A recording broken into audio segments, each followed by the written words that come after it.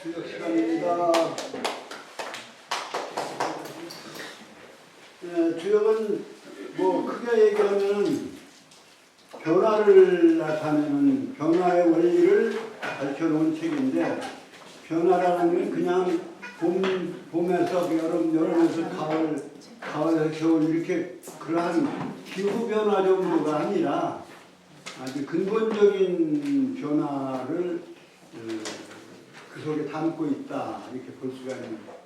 그동안에는 그냥 단순한 현상적인 변화만을 위주로 했는데, 이 지역의 대학자인 일부 김항 선생이 출연한 정역을 밝혀놓은 이후에 주역의 해석이 완전히 차원을 달리하는 해석으로, 그래서 저는 그러한 점을 특히 소개를 해드릴 생각인데, 그래도 이제 그 주역 자체가 없어지고 그러는 게 아니고, 주역 안에서 그런 변화의 부분을 이제 강조하는 거기 때문에 주역을 공부하지 않고는 또 그 세계를 이해시키기가 어려우니까. 그래서 그 정역적 변화, 근데 그 변화는 그냥 현상적인 변화, 또 기후 변화 뭐 이런 정도의 변화가 아니고, 아주 그 틀이 바뀌는 거예요. 다시 말하면 지금은 시간이 바뀌는데 시간의 틀이 바뀌는 거다, 이렇게 주장을 하신 거예요. 그 내용을 여기 이제 보면은 6장에서 우리가 지난 시간에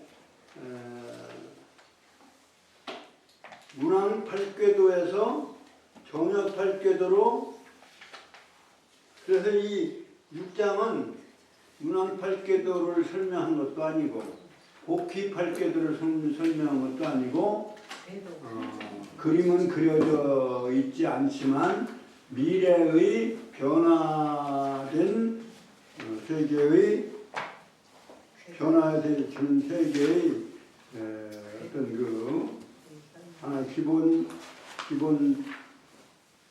짜임, 우주의 짜임새를 밝혀놓은 것이다, 이렇게 볼 수가 있는 거죠. 그래서 좀 복습편에서 간단하게 소개를 하면,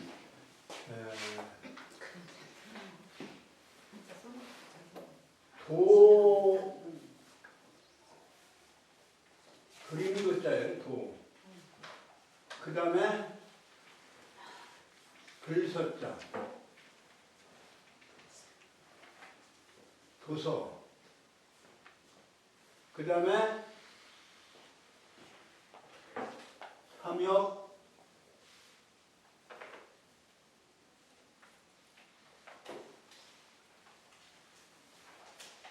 도서라고 하는 것은 우주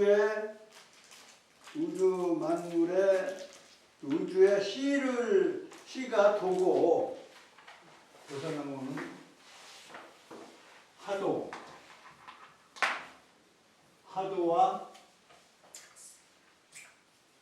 하도의 도자를 써서 도서라고 하는, 하도와 그 다음에 막서,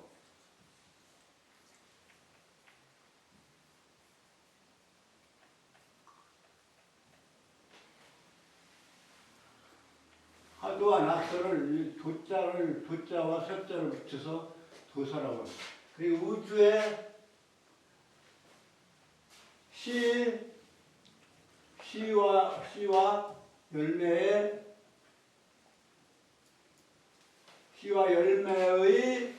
원리, 그러한 어떤 공식, 그것을 상징으로 그린 그림이, 그러니까 시도 이렇게 돼 있고 열매도 이렇게 되어 있다라고 하는 그 씨와 열매를 동시에 상징한 그림이 화도고, 그 씨와 열매가 생장하는 생장 원리,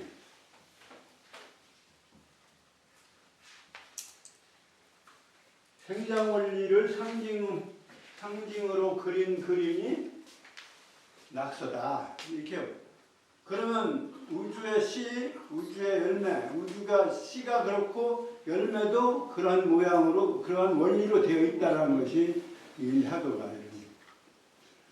실제적으로 그러면 전개되어지는 것은 이 두 가지가 전개되어지는 게 아니라 씨가 전개되어서 생장해서 열매를 맺는 그런 3단계가 이루어지는 거다. 이래서 현상적으로는 삼역의 전개가 되어진다. 그 그림을 상징한 것이 이게 복의 팔궤도.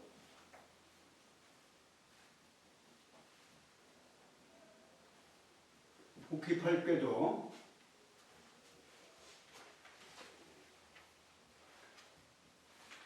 그 다음에가 이제 문왕팔궤도.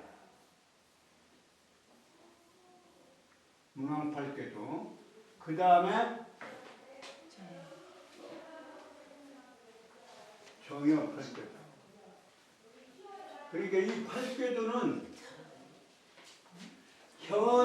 현 상세계에 나타난 3단계의 도상이에요.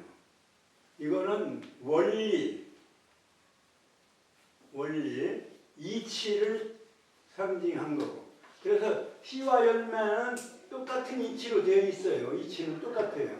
그런데 실제적으로는 씨가 싹트서 자라서 열매를 맺어지는 거예요.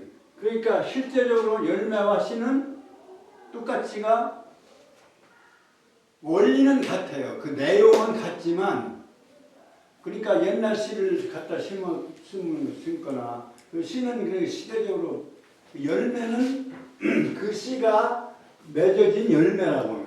현상적으로 나타나는 것은 열매와 씨가 그 내용은 같지만, 그것이 자라서 열매 맺는 그 씨에 들어있는 그 DNA는 같지만, 말하자면 DNA는 같지만 실제적으로 DNA가 같다고 해서 똑같은 인물이 아닌 것처럼, 이것은 씨고 이것은 실제 열매다, 이런 얘기예요. 정역할 때도. 그러니까 겉모양은 원리는 같아요. 원리는 같지만 실제적으로는 동일한 물건이 아니다, 이런 얘기예요. 역사상 나타나는 거니까.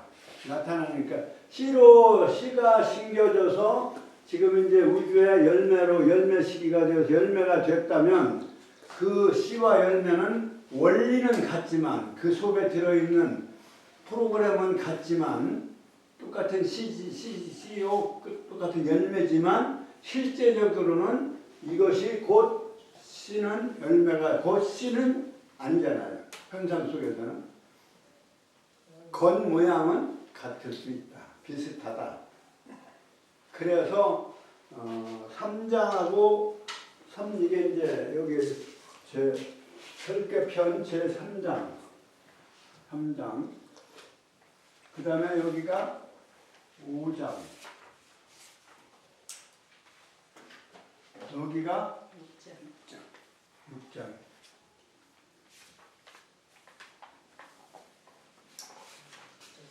그러니까 이 세상이 무엇으로 어떠한 씨에서 나왔느냐, 그리고 어떠한 열매로 완성되느냐, 그 이치는 같아요. 이치는 하나다, 이런 얘기예요. 이치는 하나인데 실제적으로 나타난 거는 씨가 따로 있고 열매가 또 새로 생겨난 거니까 씨는 과거고 과거의 씨란 말이에요. 그러니까 실제 물건은 세 개가 나타난 거예요. 이해가 되실 거예요.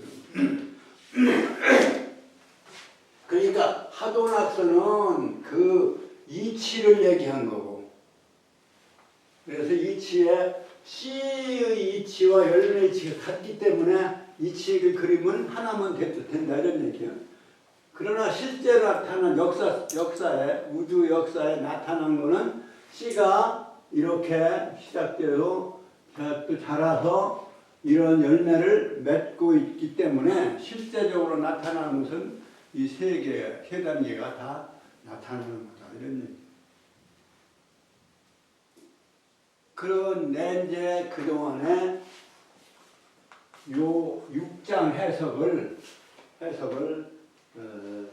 제대로 하지 않아서 그냥 그 비밀을 밝혀내지 못한 거다 이런 얘기. 우주의 비밀을 완전히 밝혀내지 못한 거다. 이것이 이제 주역의 기본적인 그 하나 예를 들면 이제 뭐가 그러냐 이제 그 씨와 열매는 그럼 뭐냐? 그 씨와 열매라고 하는 것은 우주의 씨와 열매라고 하는 것은 뭐냐면 이 말하는 시간 운행을 얘기하는 거예요. 시간 운행의 틀, 시간 운행의 사이클이 씨의 사이클하고 자랄 때 사이클하고 그 다음에 다 자라서의 사이클하고가 다르다고 보는 거예요. 근데 이제 그 실체적으로 그 이제 주역으로 끝나지 않고 정역을 예고했다라고 하는 것은 지금 우선 설대편의 6장에 그러한 것이고 뭐 곳곳에 있는데 그 중에서 또 하나님이가 한 가지만 더 확실하게 제시를 해야 한다면 계사 상편 9장이라고 하는 페이지로 말하면 372쪽에서부터 1쪽에서부터는 371쪽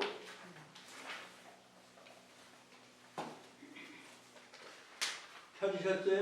네. 371쪽에 제일 마지막에 보면은 그 바로 직전에 우는 제 8장이다 그랬으니까 8장 다음이면 뭐예요? 9장이에요. 그래서 계사 상편 9장. 이 계사라고 하는 건 이제 뭐 이거 설명을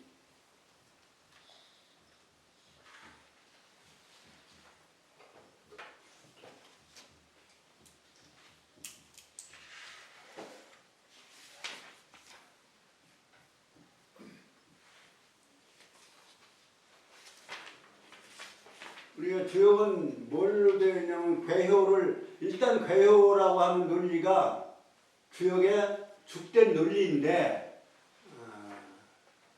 수를 전제로 한다고 했어요. 그 수가 가장 많이 나오는 것이 계사 상편 9장. 상편 9장. 계사 상편 9장 이걸로 얘기하면 371쪽이에요. 그 마지막 줄에 보면은 천일지이 천삼지사 이렇게 하늘은 일이요 땅은 둘이요 그 다음에 하늘은 셋이요 땅은 넷이요 이렇게 천일지이 천삼지사 천오지육 천칠지팔 천구지십 요거 숫자가 제일 많이 나오는데 그러니까 지금 주역 중에서 숫자가 가장 많이 나오는 부분이 계사 상편 9장이에요. 숫자 논리를 우리는 수의 논리가 수의 논리 도상이 추가된 것은 하도낙서다. 이거 얘기를 다 얘기를 한 거죠. 근데 괴효 논리로 되어 있어요. 주역은 여하튼 괴와 효로 논리. 그러니까 8괴가 기본이 되어 있으니까 요거 저 위에 거는 하도낙서는 수 위주의 원리를 얘기한 것이고 이 아래 말하자면 삼역이라고 하면은 이거는 괴를 위주로 한 부분을 설명하는 거예요. 근데 괴나 그 다음에 수나 그 괴도 전부 수하고 연결이 되어 있어서 그 수라고 하는 것은 뭐를 세는 수냐면 시간 사이클을 세는 수예요. 그래서 하늘이 1, 홀수 1, 그 다음에 2, 그 다음에 음이 말하면 지가 2, 그 천일, 지, 천삼, 지사, 천호, 지육 이게 말하자면 음양으로 이렇게 말하자면 굴곡으로 파장으로 이렇게 얘기되어 있는 거예요. 음양, 양음. 그래서 천일지, 천삼지사. 그런데 그 영원히 그렇게 그냥 끝없이 나가는 게 아니라 열로 일단 끝나는. 그래서 요거를 시간의 논리가 주역에 있어서의 논리 중에 괴효보다도 시간의 논리가 더 말하자면 근본적인 것이다 라고 하는 걸 우리가 알 수가 있는 부분이에요. 이게 공자가 밝혀놓으신 거예요. 그러니까 천일지, 천삼지사 요렇게 시작해서 천수가 그 다음 페이지에 넘어가서 372쪽에 천수가 5개. 천수 5개는 뭐예요? 1, 3, 5, 7, 9. 그 다음에 지수 5. 지수도 5이에요. 2, 4, 6, 8, 10. 그 얘기예요, 지금. 천수 5, 5요. 지수 5니 5위가 서로 얻어서 이강유합. 그 각각 더하면 천수는 얼마예요? 1, 3, 5, 7, 9니까 25죠. 그 다음에 지수는 2, 4, 6, 8, 10이니까 30이라. 뭐 이거 국민학교 학생들 다 알 수 있는 얘기예요. 그런데 이거를 전체적으로 천지지수가 합치면 어떻게 해요? 합치면 천수 25하고 지수 30 합치면 25, 30, 55잖아요. 이것도 초등학교 다 아는 얘기예요. 유치원도 아는 얘기예요. 초등학교는 여기 뭐 장난 잘하는. 그런데 55이 그 다음 문장이 우리 잘 생각해요. 이것이 소위 성변화하며 변화를 완성한다는 거예요. 성변화하며 이행 귀신이라. 귀신을 행한다. 귀신을 행한다는 얘기는 변화무쌍하다 이런 얘기예요. 말하자면 그렇게 해석하면 돼요. 귀신이 나타나서 뭐를 행동한다는 게 아니고 귀신과 같은 변화를 한다. 이렇게 쉽게 알아보기 어려운 변화가 이루어진다. 그러니까 이 천수 5, 지수 5 이게 바로 무엇을 설명한 거냐면 하도의 설명이에요. 하도를 보시면 16, 27, 38, 49, 50 아닙니까? 거기에 천수가 하나씩 들어있고 지수가 또 하나씩 들어있어요. 그래서 그거 전부 합치면 하도낙서에 하도에 등장하는 수를 전부 합하면 얼마예요? 55다 이런 얘기예요. 그런데 이것이 성 변화를 완성하고 변화를 이룬다는 거예요. 변화, 성 변화. 변화도 완성한다 이런 얘기예요. 변화를 완성하고 귀신을 행한다. 그래서 모든 변화의 진행을 하게 되는 것이다. 요가 이제 하도의 설명이에요. 그 하도의 설명이 다시 말하면 하도는 아까 얘기한 대로 하도는 우주 만물의 씨요 열매다라고 하는 제가 말씀을 바로 여기다 근거를 두고 하는 말씀이에요. 그 모든 것이 여기서 변화되어 나오고 이것이 변화되어서 귀신도 행하고 한다 이런 얘기예요. 모든 변화를 행한다. 그러면 요 낙서는 하도 그것의 변형이에요. 하도의 변형. 우리가 예를 들면 옥수수를 심었는데 옥수수의 모양은 하도인데 옥수수 땄을 때 옥수수 결과물도 하도인데 그 씨의 모양하고는 모양이 변화되어 있잖아요. 자라는 과정은 그게 이제 낙서다 이런 얘기. 콩을 예를 들어도 무슨 예를 들어 그렇다는 얘기예요. 그러니까 우주의 씨는 우주의 열매는 하도다. 그러니까 하도는 우주의 씨와 열매의 상태의 이치를 상징적인 그림으로 그린 것이다. 일일이 다 설명을 하려면 한이 없으니까 만물의 근원적인 말하자면 도상을 그려서 공식을 만들어가지고 그 공식에 대입하면 다 문제를 풀 수 있는 것처럼 이제 수학적으로 얘기하면 그러한 공식을 제시하는 거예요. 이것은 어느 때 나왔냐면 이게 이제 복회 시대에 나옵니다. 그 후에 이제 운임금 아까 얘기한 우리 전 시간에 얘기한 하나라 시대에 운임금 시대에 이제 말하자면 낙서가 나왔다는 거예요. 어디에 거북이 등에 그려져서 나왔다. 신비한 물건 아니겠어요? 이상한 그림이 그려져 나왔다는 거예요. 그 다음에 하도는 복회시 때 용마의 용 모양의 말이라는 거죠.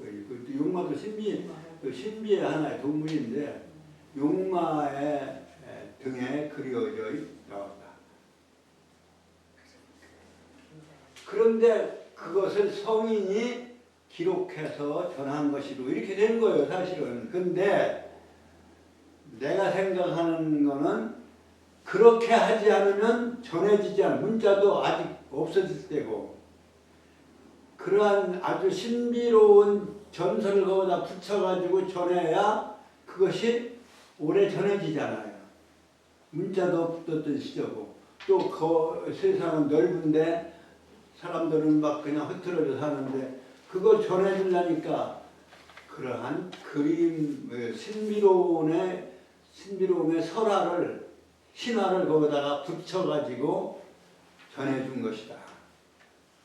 진짜 용마라고 하는 데서 그려 나온 것 또는 거북에서 진짜 그림이 나왔는 게 아니라 도리어 성인이 깨달았는데 전하는 방법은 내가 이렇게 깨달았노라 하고 전하면 그 2대도 안 가고 3대도 안 갔을지 몰라요. 그러나 용마나 거북이라고 하는 신비로운 그러한 동물의 그림이 이런 그림이 그려 있더라 하고서 전하면 이거는 오래 가는 거죠. 영원히 가는 거예요.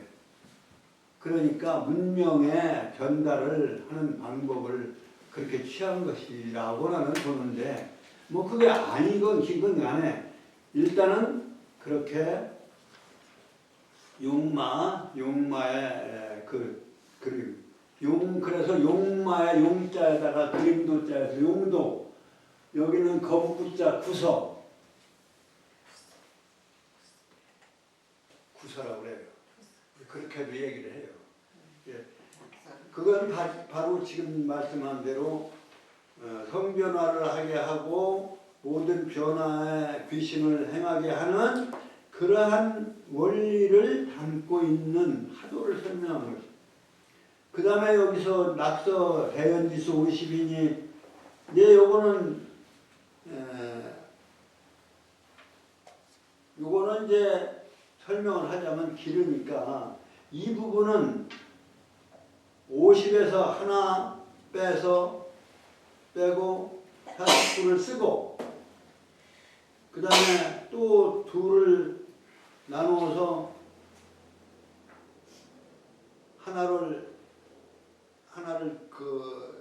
해서 그 다음에 궤가 이루어지고 그래서 요거는 낙서 원리인데 50에서 하나를 본체로 하고 그 나머지를 쓰는 거기 때문에 46구를 쓴다고 하는 그 9라고 하는 것이 의미가 있는 거예요. 그래서 9라고 하는 9876으로 해서 이렇게 이제 낙서는 1, 2, 3, 4, 5, 6, 7, 8, 9까지 등장을 하는 그러한 설명인데 요거는 설명을 다음 언제 이제 해야 되고 지금 하면은 그냥 어렵고 이해하기 힘들으니까 그거 두고 그 다음 세 번째 문장에 보면은 네 번째 문장에 보면 373쪽의 마지막 줄에 건지책이 216, 625 곤지책이 146, 4 여기 이제 책이라고 하는 거는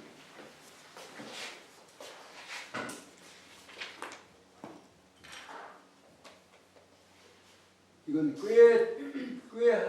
꽤 책자죠.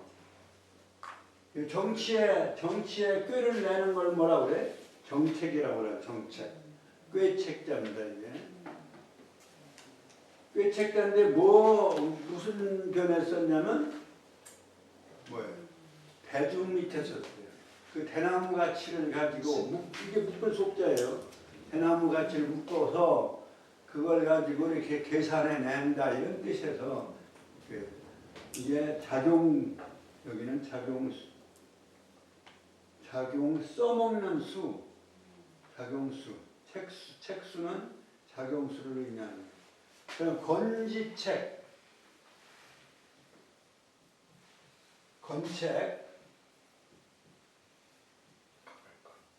건꾀와 그 다음에 곤꾀가 있죠. 천지가 주가 되니까 곤의 책수 건책이 얼마라고 했죠? 216이고 곤책이 144. 주역은 수학 좀 해야 돼요. 수학 시간. 이런 수학은 아주 쉬운 수학이지만 숫자가 나온다 이런 얘기예요. 회만 나오는 게 아니다 이런 얘기. 그러면 이거 합치면 얼마예요? 360. 근데 요거 계산해내는 것 나중에 지금 또 하면 또 진도 또 왔다 갔다 해야 되니까 요거 계산은 다음에 하기로 하고 요것이 60이 뭐냐 그 뒤에 뒷페이지에 뭐라고 했어? 60인이 360인이 당 기지라고 했어요. 그럼 1년을 기라고 하는 것은 1년을 돌리자니까 기년이 됐다. 밀주기가 됐다 그러잖아요. 밀주기. 기라고 하는 건 1년을 얘기하는 거예요. 1년의 날수가 얼마라는 얘기예요? 360일이라는 얘기예요. 그게 종래의 해석은 건책과 건책이를 정확한 숫자로 해서 계산해서 360일인데 이것은 1년 기일에 해당한다. 1년 날수에 해당한다. 이렇게 얘기를 했는데 종래의 해석은 어떻게 했냐면 이거는 1년의 대강수를 얘기한 거다. 정확한 숫자가 아니라 이건 1년에 얼마예요? 1년에 365일이죠, 5일. 365일도 정확한 게 아니라 365과 4분의 2일이란 말이에요. 5과 4분의 1. 요게 이제 문제예요. 요게 붙어 있는 거예요. 원래 바른 1년 기수는 360일이라는 거예요.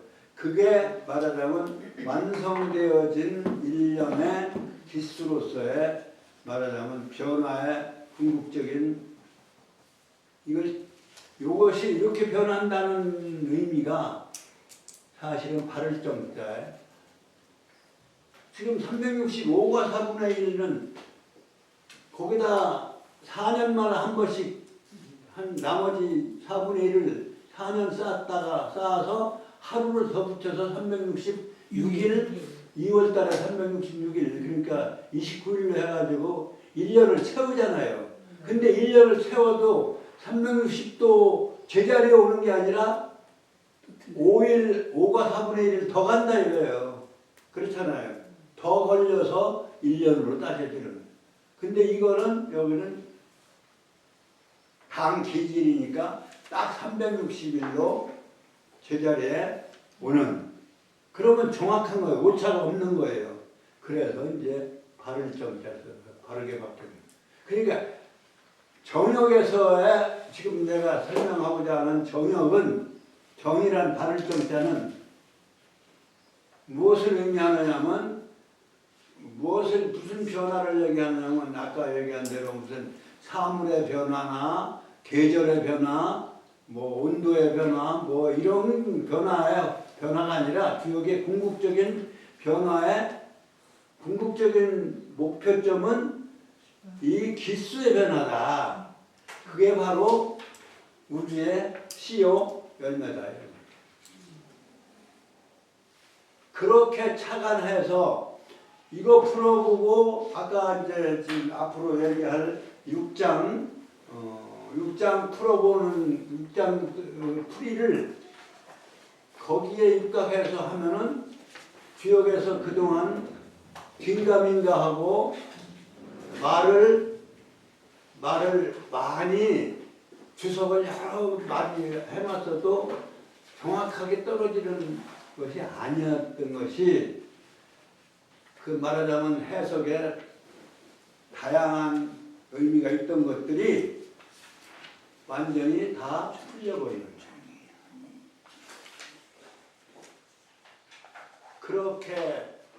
그렇게 함으로 해서 과거에 의심스럽게 해석했던 부분들이 완전히 풀리는 것이다.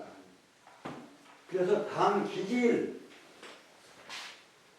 그러니 성인의 말씀인데 여기에 공자께서 하신 말씀인데 360이 당기라고 한 것은 대강을 얘기했겠느냐 이거죠.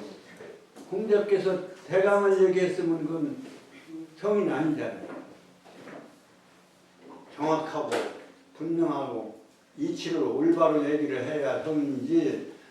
대강 이럴 것이요 이렇게 될 것이요 그러면 그게 성인이 할 말씀이냐 이거죠. 성인의 경서 시줄 날줄이죠.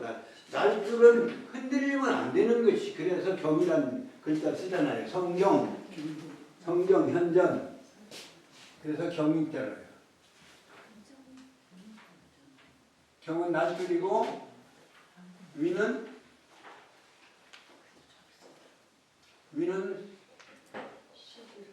시줄이죠. 시줄은 왔다 갔다 이렇게 조직을 하지만 날줄이 흔들리면 안 되네요. 날줄이 끊어졌거나 흔들리면 안 돼요.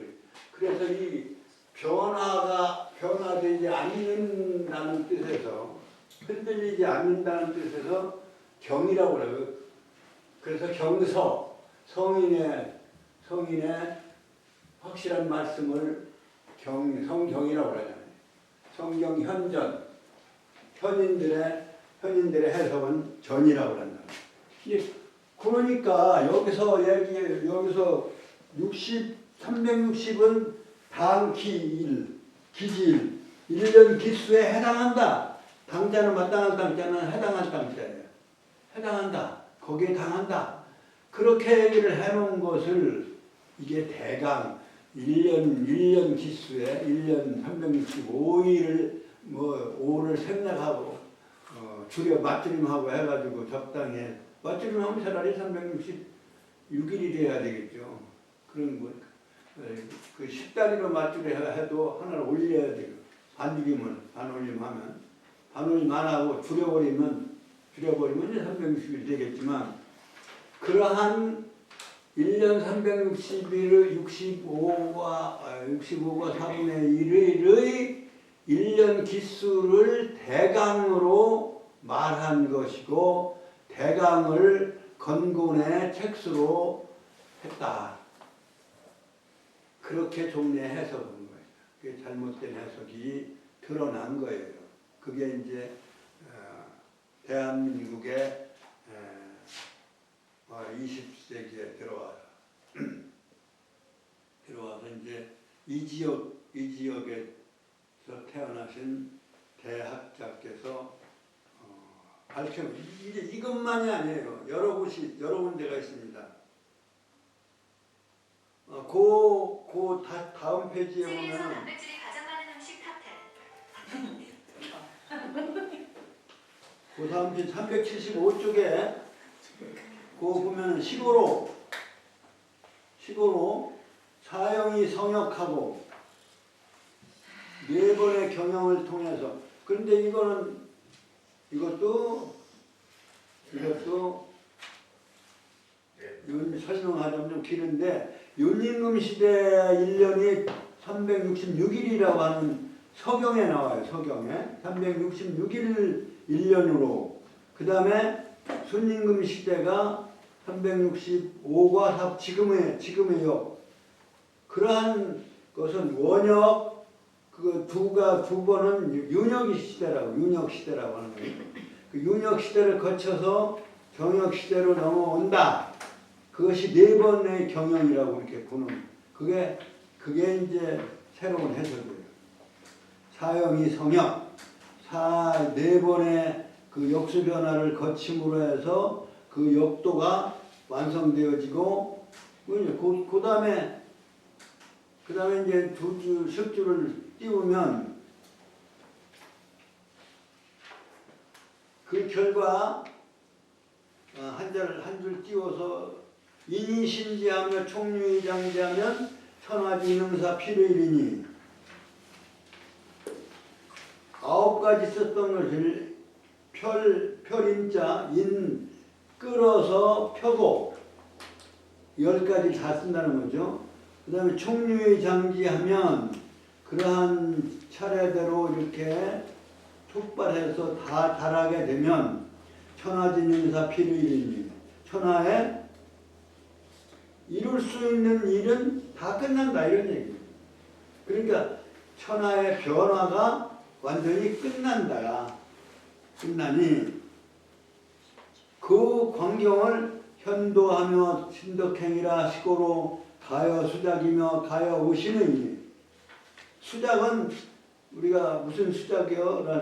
그 임금의 신에게 술을 따로 바치는 것을 제사를 올리는 것을 수작이라고 그래요.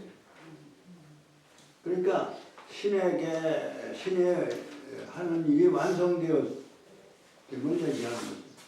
우신도 역시 신이 도움을 준다라고 하는 말은 이렇게 됨으로 해서 완성됨으로 해서 이루어지는 세계를 이렇게 설명한 것이다.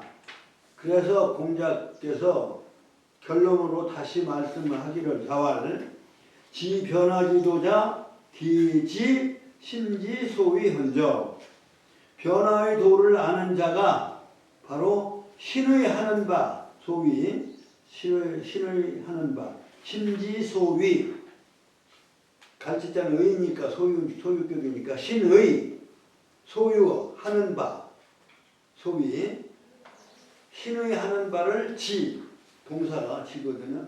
알 것인저. 그러니까 여기서 변화라는 말이 딱 나와 등장을 했는데 이 변화는 바로 어떤 변화냐?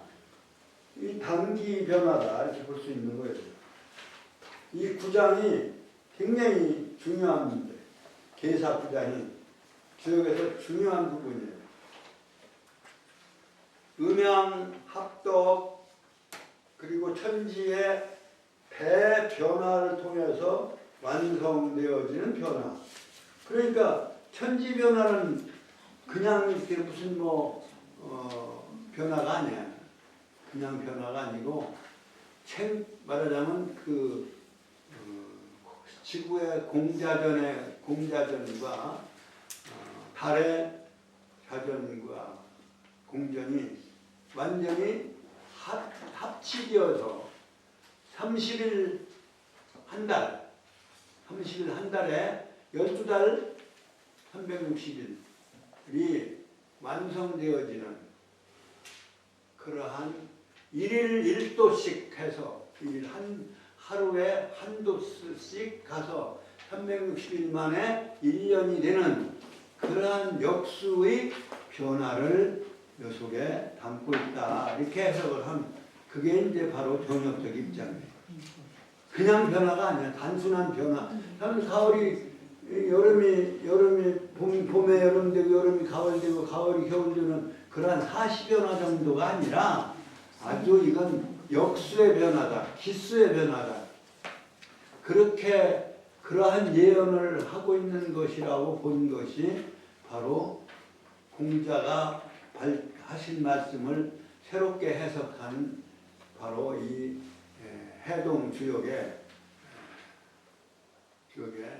결론으로 이렇게 밝혀내는 그런 위대한 발견을 한 거예요.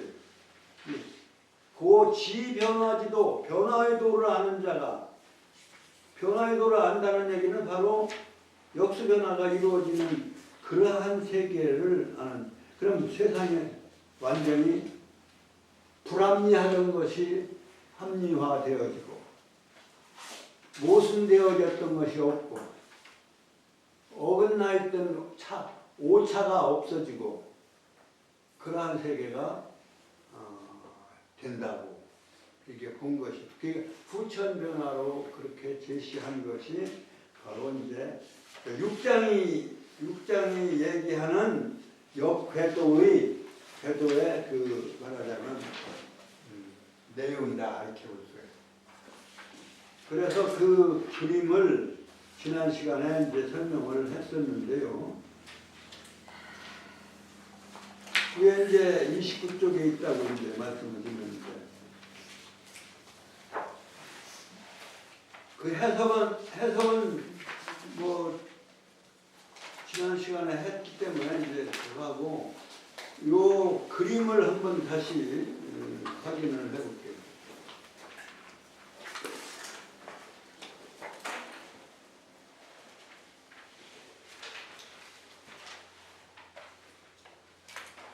신야자는 묘만물이라고 하는 거는 신야자는 묘만물, 지금 얘기하는 행귀신의 신이죠.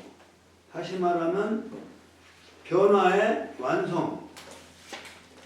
그건 누가 하는 거예요? 그건 신이나 하는 거지 사람이 하는 게 아니라 이 문제죠. 천도 변화가 이루어졌을 때 그것이 바로 신야자는 묘만물 되어지, 묘만물은 오묘하게 완성되어지고 조화를 이루는 거예요. 그러니까 지천, 그러니까 건괴가 아래에 있고 위에 건괴가 놓여지는. 근데 씨를 상징한 팔궤도는 저기 있어요. 천지로 돼 있잖아요. 그것이 바뀌었어요. 뒤바뀌었어요. 건곤괴는 앞뒤가 없어요. 선생님. 머리나 꼬리나 똑같지만 다른 괴는 머리와 꼬리, 수학괴도 머리와 꼬리가 구별이 없죠. 그러나 복휘팔궤도는 전부, 문왕팔궤도하고는 전부 밖으로 머리를 향해서 그려져 있다. 왜? 그건 나서 자라는 생장을 의미하는 거예요. 나서 날라면 머리를 밖으로 내밀고 나오는 거 아니에요? 모든 식물도 마찬가지고. 그러니까 그렇게 해서 나와서 자라는 그러한 생장의 과정 논리이기 때문에 복회입궤도 하고 문왕팔궤도에서는 밖으로 향해졌다. 밖으로 향해진 것도 실질적으로 아까 지금 말했는데 건곤감리는 상하가 없어요. 머리 아래부리가 없네. 밖도 안과 밖이 사실 없어요. 그런데 그 나머지 진손감리는 진손감태는 이제 앞뒤가 있죠. 그래 앞으로 향해져 그건 생장하기 때문에 그런 거고 정역팔궤도는 그 두 가지 앞에 있는 두 개의 궤와는 다르게 안으로 향해져 있다. 수렴 완성하고 다 자라려면 익으려면 곡식 익으려면 어떻게 돼? 거기로 모여져야 되잖아. 그 열매로 모여지는 거니까 그 수렴으로 그려져 있어서 그래서 이제 묘만물이라고 이렇게 해서 표현한 것이고 묘만물이 그리고 건고는 말하자면 우주의 주체 아주 중요한 주체이기 때문에 부모와 같고 만물의 부모와 같고 그렇기 때문에 부모는 얘기를 하지 않았어요. 그냥 따로 얘기하지 않고 부모가 합독을 해서 모든 생명을 창출해냈고 완성의 단계니까 그 신이 하는 일, 건곤이 하는 일은 신이라고 하는 것은 만물을 오묘하게 조화롭게 하는 것을 말하는 것입니다. 그렇게 얘기를 해놓고 큰 틀을 얘기해놓고 그 다음에 동만물자는 진꾀죠. 진꾀. 그것은 이제 그 뒤에 나오니까 다음 시간에 얘기를 하겠죠.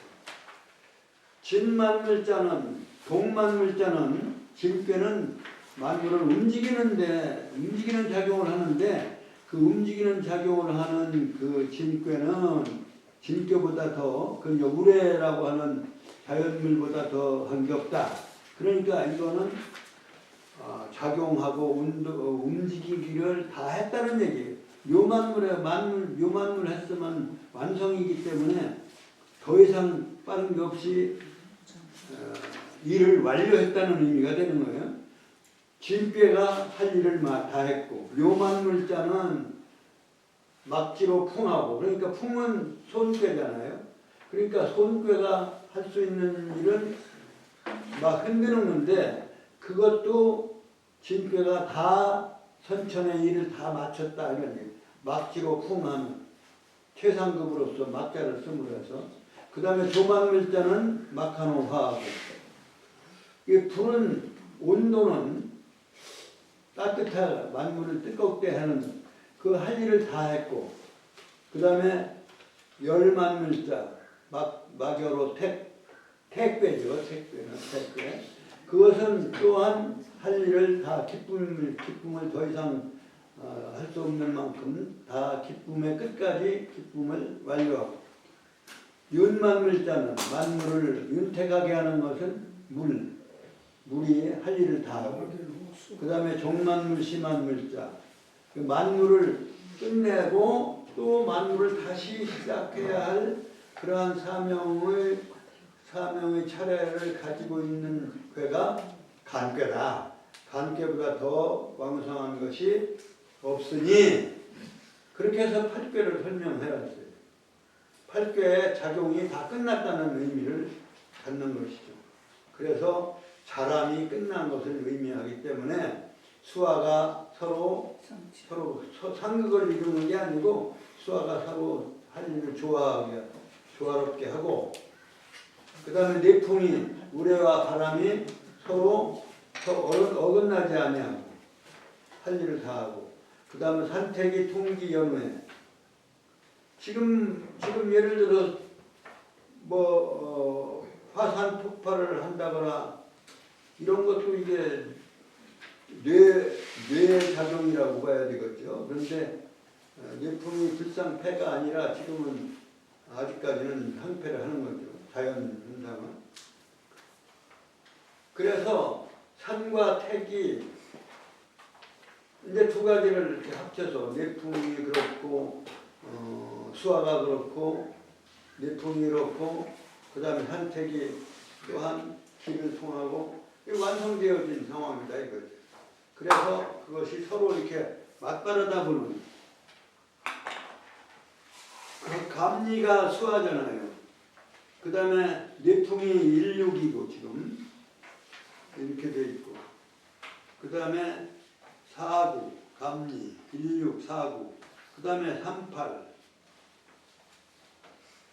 38이 통기를 38은 통기는 선천 복의 궤도에서도 통기를 했어요. 근데 그 통기라는 말을 같이 썼는데 그때는 서로 등지고 통기를 한 거라면 여기는 서로 이게 맞바라다 보는 통기가 되는 이렇게 함으로 해서 말하자면 완성단계인 정역의 완성단계가 이루어졌다. 그것을 결론 부분에 가서 능변화 그 변화를 다 했다는 얘기예요. 할 수 있는 거예요. 모든 변화가 다 될 수 있는 거다. 그 다음에 기성만물 이게 미래적인 미래에 이제 말하자면 새로운 역에 대한 역궤도인데 표현은 이미 완료형으로 썼어요. 이미 만물이 완성되었나니 하니라 완성되느니라 됐느니라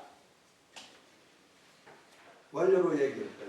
그러면 필연적으로 기성만물이라고 하는 필연적으로 꼭 그렇게 된다라고 하는 자신을 아니면 이런 말을 쓸 수가 없는 거예요. 이미 완성되었다. 미래의 일어날 상황에 대해서 미래의 상황을 과거 완료로 이미 완성됐다. 그러니까 자신 있는 후천의 변화를 예고한 부분이다. 이렇게. 이것이 그러니까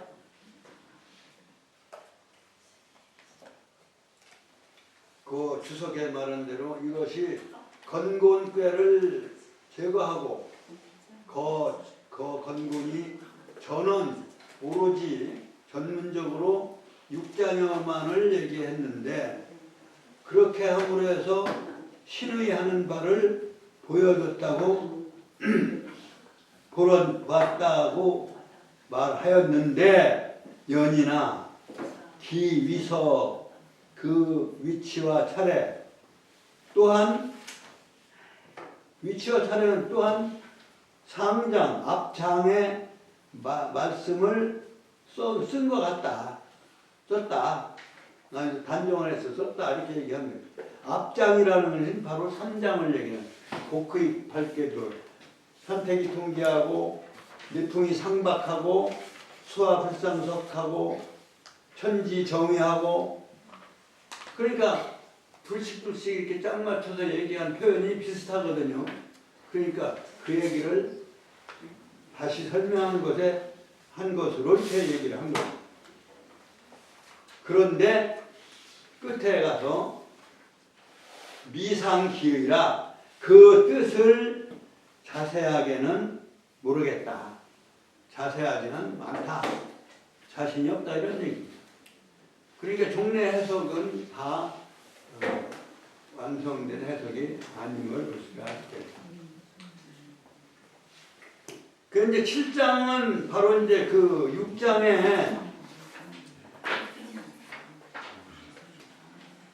6장까지의 이제 얘기에서 8궤에 대한 성격을 얘기한 거예요. 그러니까 거는 건장함. 그러니까 하늘은 어디 무슨 뭐 결손된 부분이 없고 돌림발이도 아니고 아주 건강하다 이런 얘기, 건장한 것이. 건꾀는 건꾀가 선도하는 시간 프로그램에 따라서 거기에 순응하여 땅이 만물을 생육하니까 순이라고 했어요. 고는 순이요. 진꾀는 그럼 뭐냐? 진꾀는 아까 얘기한 대로 진동. 진동한다고 하잖아요. 진짜 이 진짜하고 이 동자를 써서 진동이 일어났다. 지진이 진동했다. 이렇게 이게 진꾀는 움직이는 걸 맡아. 물리적 움직임이죠. 근데 우주의 물리적 움직임. 그 다음에 소는 바람. 바람은 이게 스며드는 그런 속성을 가지고 있다. 소는 풍이니까요. 근데 감은 물이니까 수니까 구덩이 함자. 구덩이로 이렇게 스며 들어가는 것이 감의 성격이다. 그 다음에 이는 불인데 불은 이렇게 빛나고 이렇게 드러나는 것이 이건 이자는 고울여자인데 여기 이라고 발음을 해서 드러나 보인다 이런 얘기. 간꾀는 산이니까 산은 움직이지 않잖아요. 그러니까 그칠 집자, 그쳐서 가만히 있는 모습, 진중한 모습. 그래서 간은 인간으로 따지면 인격으로는 군자다 이렇게 간군자. 또 소남, 장남은 인도를 하느라고 움직이고 장녀는 근데 소녀는 소녀꾀인 태꾀는 이게 기쁠 여자니까 기쁨을 그리고 연못 기쁨 이런 것을 상징하는 거다. 그 다음에 7장, 8장, 9장 8장은 가축 또는 동물 그 다음에 9장은 인체에 비유해서 비견해서 말씀한 것입니다. 쉬었다가 하겠습니다. 6장까지, 7장까지 한 것입니다. 근데 이거 읽어야 되는데 이건 지난번에 읽은 것 같아서 하여튼 읽지 않고 쉬겠습니다. 금 64개 되고요. 그 64개는 8궤가 기본인데 그 8궤에 대해서는 이제 설명한 부분이 지금 설계 편이에요. 동물에다 비유해서 설명한 부분이 8장. 원래 그 건꾀는 용이 등장을 하잖아요. 이제 용이 잠용, 혈용, 비룡 이렇게 용이 등장을 해요. 그런데 나중에 이제 본문 읽어보시면 알겠지만 그런데 여기서는 이 부분은 그 밖에 말에도 비유를 한다. 이런 얘기예요. 말하자면 그 거는 말이 되기도 하고 그 다음에 곤꾀가 진짜 중지 곤꾀는 말이 등장을 해요. 빈마라고 앞말이 등장을 하는데 여기서는 그 말로 하는 거는 이제 괴에서 얘기하는 거고 이제 곤꾀를 소에다도 이제 비유한다. 소의 성격, 소가 참 행동이 느리면서도 지혜가 있고 또 폭이 넓고 그렇죠. 참기를 잘하고 그래서 곤꾀하고 이제 연결시키는. 말은 이제 천리마니까 하여튼 굿과 건전하게 뛰는 거니까 말을 건에다 비유했고요. 고는 소. 그 다음에 진꾀는 장남꾀인데요. 진꾀는 처음에 이제 봄에 봄기운을 여는 그런 역할을 하기 때문에 움직이는 용으로 비유해서 용에다가 비유하기도 하고, 그 다음에 손꾀는 바람을 상징하는 손꾀는 닭에다 비유하고 동물은 닭에다 비유하고, 그 다음에 감꾀는 물을 상징하는 감꾀는 돼지에다가 돼지 시자죠? 네, 시에다가 비유하고 돼지에 비유하고, 그 다음에 이꾀는 불을 상징하는 꾀인데 이거는 산에 사는 꽁에다 비유하기도 하고, 그 다음에 간꾀는 개에다 비유하고, 그 다음에 태꾀는 양에다 비유합니다. 요거는 뭐 특별한 의미는 뭐 잘 모르겠고, 원취전물이라고 하는 말이 여기 그 주석에 보면은 멀리는 여러 물건들에서 취했다. 그러한 데 대표적으로 말씀을 해놓은 그 부분이에요. 그래서 이게 원래 등장하는 그러한 건꾀의 용이라든가 곤꾀의 말이라든가 이거와는 별도로 또 건꾀는 말, 곤꾀는 소 이렇게 비유를 하는 그 해석을 하는 데 있어 참고적으로 뭐 많이는 안 쓰이지만 가끔 쓰이는 그러한 것을 예를 들어서 설명해 놓으신 겁니다. 이제 비유죠, 말하자면 비유. 성격이나 그 개 성격하고 그 동물의 성격하고 이렇게 비유를 합니다. 그런데 대개 12동물인 12지지에 하고 이제 거기에 대부분이 포함되어 있어요, 여기. 근데 하나만 빠져 있어요. 하나만 빼고 나머지는 다 12지지, 뭐 쥐, 소 뭐 할 때 자축인, 범 이렇게 하는 그 지지의 12동물하고 중복이 거의 되는데 그 중에 하나만 여기서 어떤 게 빠져 있나요? 어떤 게 여기에 소, 말 들어있고, 소 들어있고, 용 들어있고, 닭 들어있고, 돼지 들어있고, 그 다음에 꽁 치자였죠? 이위치. 요게 꽁이 그러니까 꽁이 12동물에 빠져 있잖아요. 요것만 지금 들어와 있어요. 근데 간은 다 개니까 개띠도 있잖아요. 개 있고,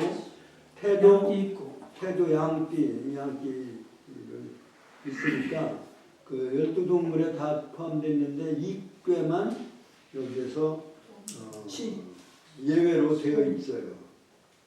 근데 이제 이 12지지하고 천간 10개 천간하고 해서 그것도 이제 천간지지도 나중에 이제 다시 다룰 때가 되겠습니다만 그것도 이제 시간을 세는 날짜를 세는 시간이나 날짜를 세는 달도 세고 그 다음에 해도 따지고 금년에는 갑진년이죠. 그러니까 그 천간지지가 시간을 나타내는 상징 동물 내지는 상징 글자로서 갑을병정은 그 식물의 모양을 본뜬 거고요.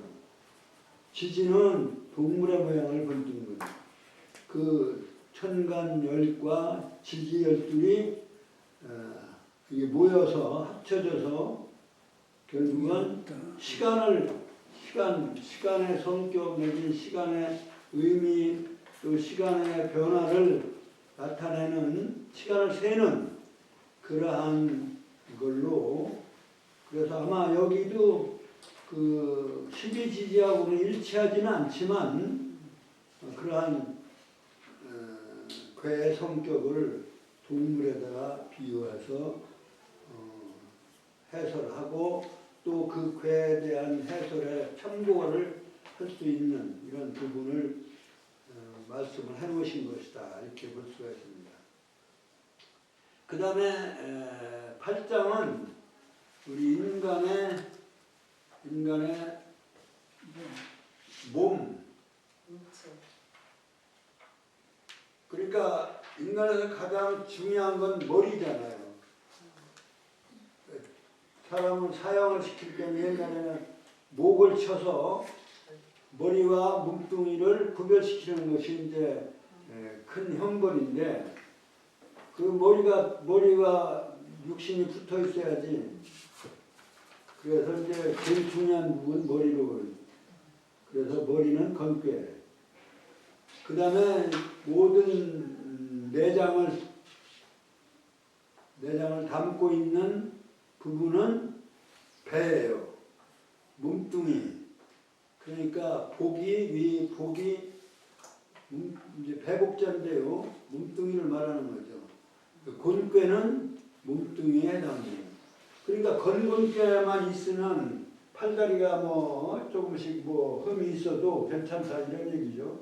그래서 가장 중요한 건 건곤입니다. 그러니까 건은 머리, 곤은 이제 배.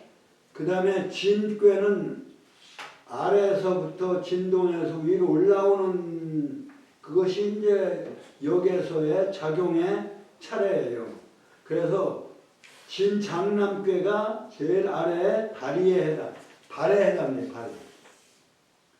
발이 진괴. 그래서 발이 움직여야 되니까 움직일 동자. 진은 동해라 했잖아요. 움직임 동자. 5장에서 7장에서는 진은 동해라 이렇게 되어 있잖아요. 그러니까 움직이는 데 있어서는 발이 가장 기본이 되어 있기 때문에 진은 발에 해당이 비유되어지고, 그 다음에 손괴는 우리 육체에 비유하면 바로 장년이니까 말하자면 고관절. 무릎 아래는 진괴고 무릎 위에는 그러니까 고라고 봐야지. 손괴고. 그 다음에 이제 눈과 귀, 이건 이제 이목은 감리괴다. 감괴는 물을 상징하는데 이 귀에 해당해요. 귀에. 그래서 우리가 귀가 무슨 저거 하면은 한약에서는 수기가 부족하다 이렇게 얘기해요. 이명증 같은 건 수기가 부족하다. 귀하고 이제 물하고 그 수기, 물하고 연결되어 있고, 그 다음에 그 이제 진동을 듣는다거나 할 때, 진동을 듣는 거는 물에 어떤 파장을 듣는 거나 마찬가지다. 그래서 물하고 귀하고 이렇게 연결시켜 놔요. 그 다음에 밝을 입자, 불을 상징하는 입괴는 밝아야만 눈은 밝은 것을 보니까, 밝고 어두운 것을 보는 것은 눈이니까 입괴는 눈에 해당합니다. 눈이 되고, 그 다음에 간태가 이제 소남소녀로서 우주의 말하자면 후천을 책임지고 있는 그러한 것이. 그러니까 인간이 태어나서 중요한 거는 뭘로 마무리를 하냐? 손으로 마무리를 하고. 그 다음에 생각은 말로써, 입으로써 생각을 정리를 하기 때문에 손과 입, 간태, 간산, 태택, 이 8개 중에서 소남 소녀가 손과 입에 해당합니다. 입에 비유되어지는 거. 그렇게 해서 8개를 정리를 했습니다. 그 다음에 제 9장은 10장은 이제 자연물인데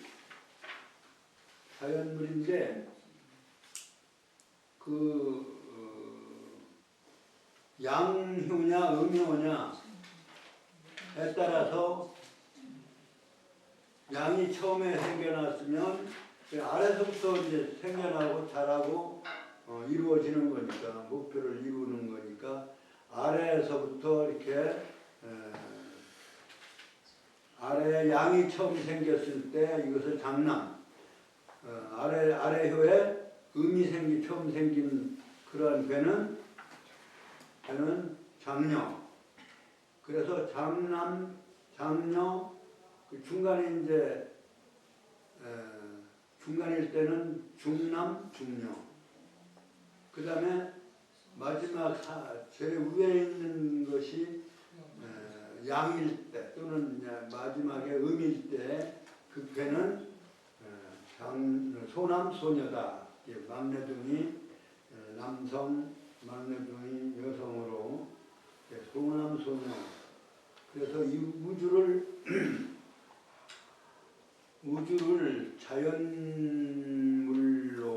비유한 것은 아까 얘기한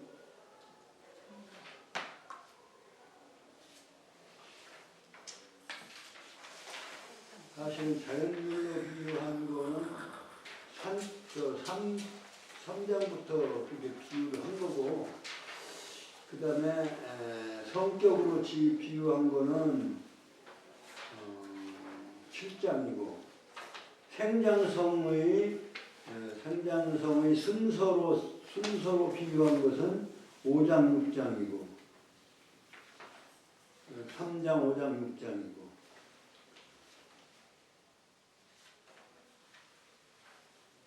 그 다음에 4장은 작용으로 작용으로 말하는 것이 운동하고 동자고 동지, 산지, 윤지, 현지, 지지, 열지, 군지, 장지 이렇게 해서 자연의 작용, 자연의 하는 일, 자연의 어떤 그 자연물의 작용을 비유한 것이다. 그 다음에 10장은 바로 우주를 가족에 비유한 8식구로 비유한 것이 바로 이게 상당히 말하자면 인류 문명을 가족에 비유했다는 거죠. 만물을 가족에 비유했다는 점에서 단순한 물리적 현상이 아니라 자연적인 것을 인격적으로 해석하려고 한 자연 변화를 인격적으로 해석하고 또 시기적인 변화를 인격적으로 생각해서 장남, 장녀는 성인이 되고 소남, 소녀가 군자가 되는 그러한 시대로 이렇게 해서 중남, 중녀는 말하자면 선우천을 시간적으로 나누어지는 기준점이 되는 셈이에요. 중남, 중녀는 그렇게 해서 가족으로 설명한 것이다. 그래서 거는 천인데 하늘은 우주에 있어서 바로 가정으로 따지면 아버지와 같은 그러한 것이다. 그래서 칭호 부 아버지라고 칭호를 하고, 그 다음에 고는 땅이다. 그러므로 어머니에 해당된다고 이루고, 어머니라고 이루고, 그 다음에 지는 일색은 이거 새끼줄 색자예요. 그 실사자가 밑에 들어있잖아요. 이게 줄을 의미하는 거예요. 줄로 비유하는 거예요. 한 줄, 아랫줄, 아랫줄. 일색이라는 여기서는 1, 2, 3, 4, 1, 2, 3을 아래를 1이라고 한다는 거죠.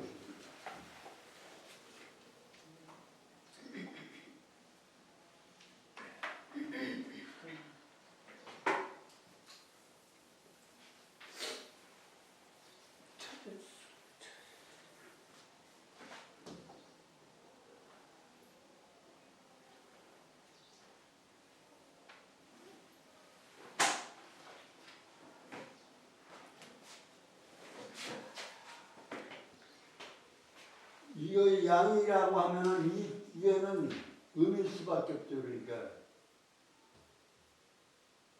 여기가 이게 일색이 등남이에요. 일색이. 그러니까 이것이 일색, 일색, 요거 이색, 이거 삼색이다. 아래에서부터 우리도 만물이 자라 올라가는 걸로 그러니까 그 아래 일색이 양이 이것은 장남이다. 그 다음에 중간에 양이 출생했다. 이건 중남이고. 그 다음에 제일 위에가 양이 면 이거는 요거는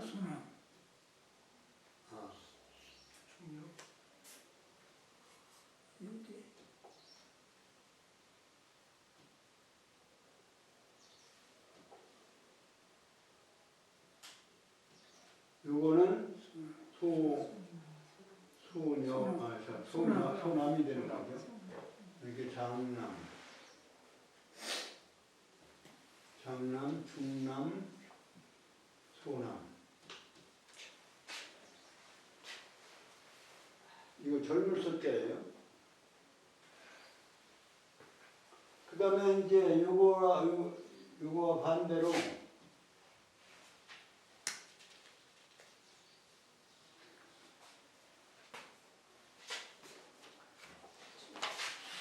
양으로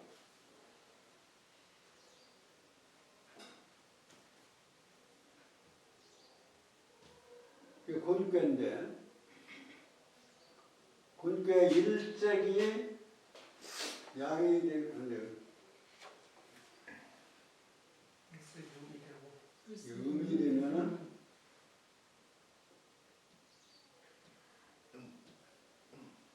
이것이 장령.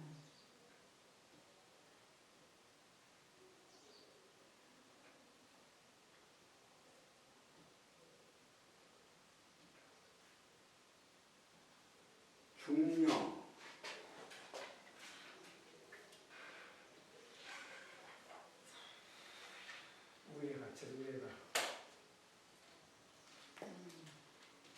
소령. 장령, 중령, 소령.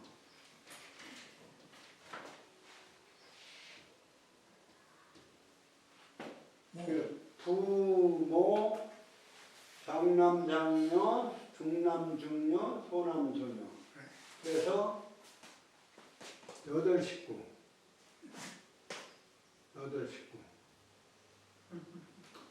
8식구로 끝나면 뭐 내가 어디서 들은 얘기인데 내가 본 기억이 뭐 성경에 노아의 방주가 8명이 탄다 뭐 이런 얘기가 그런 얘기 내가 들은 적이 있는데 내가 성경에서 확인을 못했어요.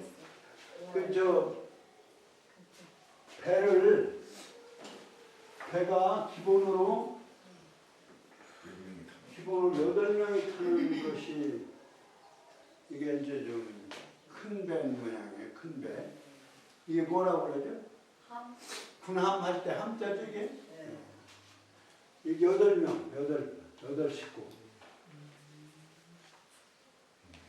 8식구가 탄다. 이 8이라고 하는 게 이 8이라고 하는 게 이제 나눌 둘자 8가죠.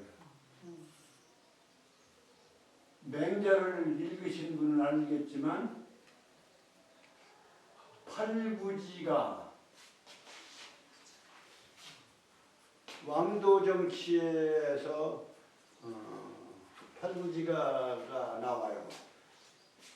나무를 뽕나무를 심으면 뭐 50 먹은 사람이 명주옷을 입을 수 있고 뭐 오묘지택의 수지 이상이면 그러한 그다음에 무슨 뭐 여러 가지 나오는데 그 조건이 나중에 팔부지가 이런 얘기가 나와요. 팔부지가.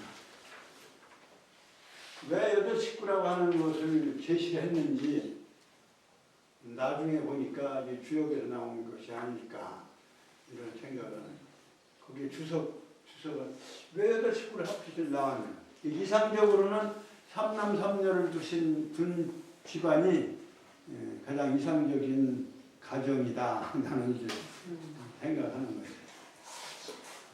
근데 뭐 지금은 뭐 하나도 안 나가고 자기 근데 이게 불효예요. 굉장히 불효요. 불효가 가장 큰 것이 뭐냐면 무후라고 해요.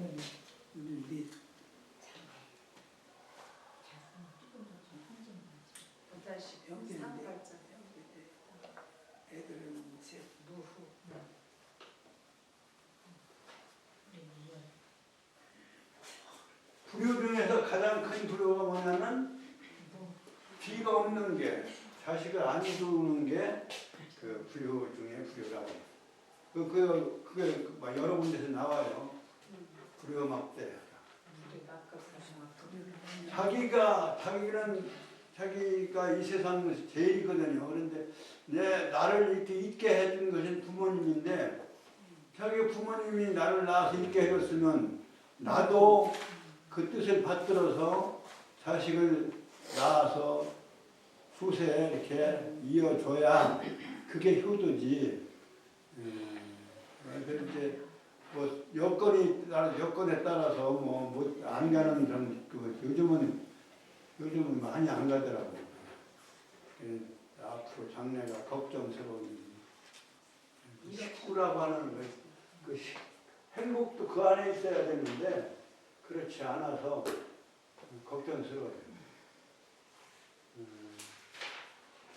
후천적인 어떤 그 변화의 하나가 아닌가 이런 생각 드는데 이거는 고쳐야 될 거예요. 이대로만 안 된다. 뭐 1억씩 준다니까 뭐 많이 날라나 모르겠는데 이게 없을 때는 말이죠. 없을 때는 참 없는 대로 그냥 식구끼리 그냥 없는 대로 살아도 그게 그 속에서 즐거움이 있는데 안빈 낙도라고 해서 안빈 가난해도 또 마음이 편하고 좀 저가면 행복했는데 지금은 잘 먹고 잘 지내는데도 행복하지 못한 이유는 바로 거기에 있는 게 아닌가. 물질적인 것만 가지고는 안 되는데 그런 점 우리가 생각해야 됩니다. 이 색자라고 하는 것은 바로 이게 뭐 긴 얘기를 할 필요가 없으니까 차질색으로 나온다. 네? 차질색으로 나온다고 그래. 찾아보면 차질색. 차질색. 네. 사색한다 할 때 이렇게 쓰죠. 차질색자 생각하면서 찾아낸다는 거예요. 옛날에는 사색이란 말을 썼어요. 생각사자하고 이 색자. 근데 여기는 줄, 끈 이런 뜻이에요. 끈 색자예요. 찾을 색자는 보통 많이 쓰는 뜻이고 여기서는 줄. 그래서 이게 말하자면 하나의 줄로 생각합니다. 선으로 생각합니다. 선에서 여기서 이제 양이 처음 생기는 광경은 이거예요. 이게 어머니에서는 사실은 이게 이제 말하자면 곤뼈에서 이렇게 생겨난다죠. 이것도 저것도 말하자면 건뼈에서 변화해서 나타나는 거죠. 그래서 음이 변해서 양이 변해서 음이 되는 그런 논리도 그 속에 들어있지만 여하튼 간에 부모로 이렇게 보고 거기에 이제 양이 처음에 일생의 장남 2색이 중남, 3색이 소남, 그 다음에 1색이 등녀하니 장녀, 그 다음에 2색이 등녀하니 중녀, 그 다음에 3색이 등녀하니 말하자면 소녀.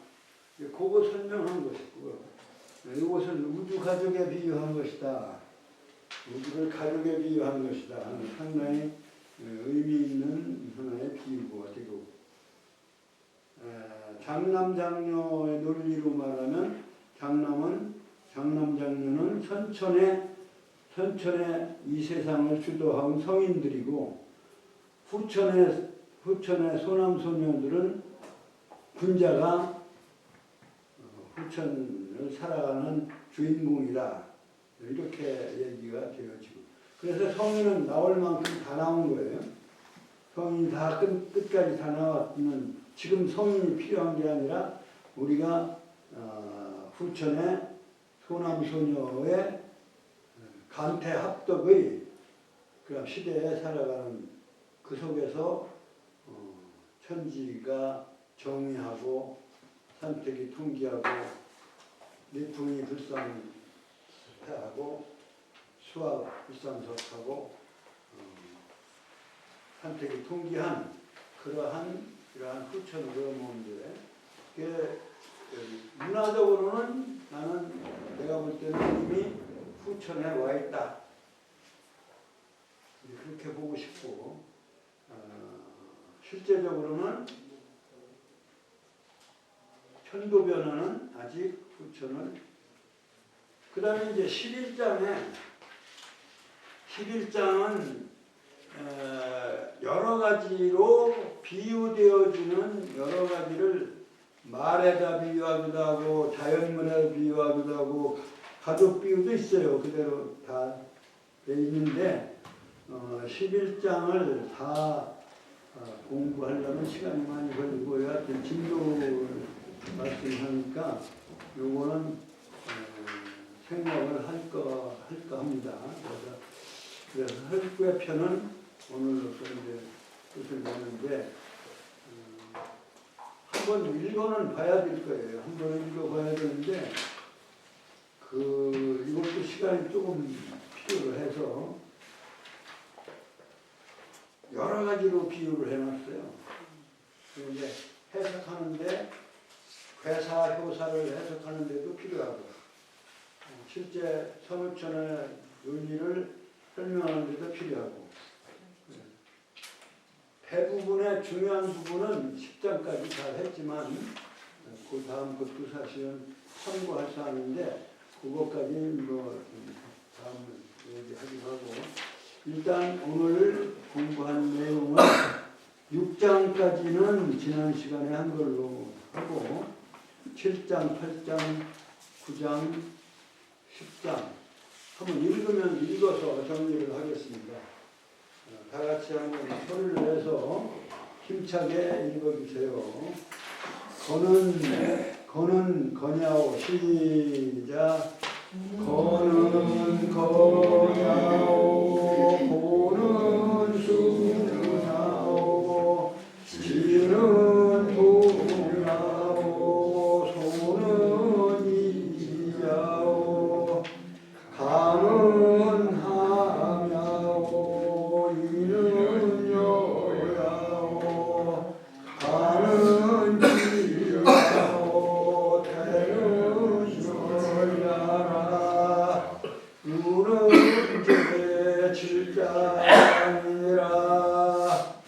거리 마오. 고리 유요. 지리요. 소리 개요. 감이 시요. 이치요. 가리 두요. 해리 아니라. 우는 제 팔자니라. 거리 수요. 고리 무요. 지